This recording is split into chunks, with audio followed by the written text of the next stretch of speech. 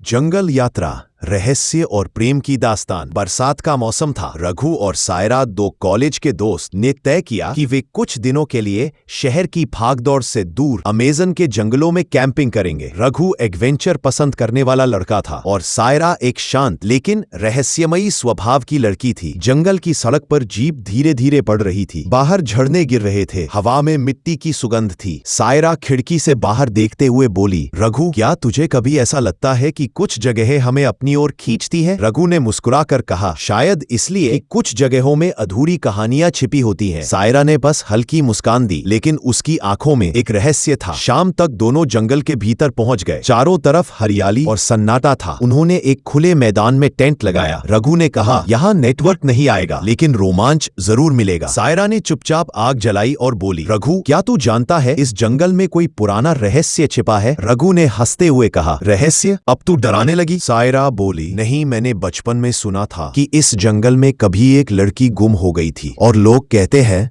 वो आज भी किसी को ढूंढ रही है। रघु ने मुस्कुराया, तो फिर आज रात हम सच्चाई ढूंढेंगे। सायरा की नजरें गहरी हो गईं। रात गहराई, आसमान बादलों से घिर गया। हवा में अजीब सी ठंडक थी। रघु टॉर्च लेकर बाहर निकला। दूर कहीं झाड़ियों में चमकती दो आंखें दिखी। वो कुछ पल ठिठका, फिर देखा, बस एक हिरन था। रघु ने राहत की सांस ली और वापस लौटा, लेकिन जब वो टेंट में पहुंचा, सायरा वहां नहीं थी। सायरा, उसने पुकारा। कोई जवाब नहीं। वो टॉर्च लेकर जंगल की ओर भागा। थोड़ी दूर उसे नदी किनारे सायरा खड़ी दिखी, सफेद ड्रेस में, बाल खुले, और वो नदी के पानी में देख रही थी, जैसे किसी को खोज रही हो। रघु ने धीरे से पास जाकर पूछा, सायरा, तू यहाँ अकेली क्यों? वो धीरे से बोली, कभी कभी लगता है कोई मुझे बुला रहा है। उसकी आवाज अजीब थी। अगली सुबह सायरा बिल्कुल सामान्य थी, जैसे रात की बात कभी हुई ही ना हो। सायरा ने हंसकर कहा, तू पागल हो गया है क्या? मैं तो सोई हुई थी। रघु हैरान रह गया। क्या उसने सपना देखा था या कुछ और था? उन्होंने नाश्ता किया और जंगल के अंदर एक पुराना रास्ता चुना। चलते चलते उन्हें एक टूटी हुई झोपड़ी दिखी। दीवार पर किसी ने पुराने अक्षरों में कुछ लिखा था, मैं लौटूंगी। सायरा उसे पढ़ते ही घबरा गई। ने कहा, चलो यहां से चलते हैं। लेकिन रघु को अब सच्चाई जानने की जिज्ञासा हो गई थी। शाम को लौटते वक्त बारिश शुरू हो गई। दोनों पास ही एक पुरानी हवेली में शरण लेने गए। वो हवेली वीरान थी, लेकिन दीवारों पर पुराने पेंटिंग्स लटकी थीं। एक पेंटिंग में एक लड़की का चेहरा था, बिल्कुल सायरा जैसा। रघु कुछ पल के लिए रुक गया। सायरा, ये तो तू ही लगती है। सायरा ने गहरी सांस ली। मुझे भी यही एहसास हो रहा है जैसे ये सब पहले देखा हो। हवा में अजीब सी ठंडक थी। कहीं दूर बिजली चमकी और उसी पल दीवार से एक पुरानी डायरी गिरी। रघु ने उठाई। उसमें लिखा था, मैं औरत हूं जिसने यहाँ किसी का इंतजार किया, वो लौटा नहीं और मैं इस जंगल में खो गई। सायरा किया, रघु,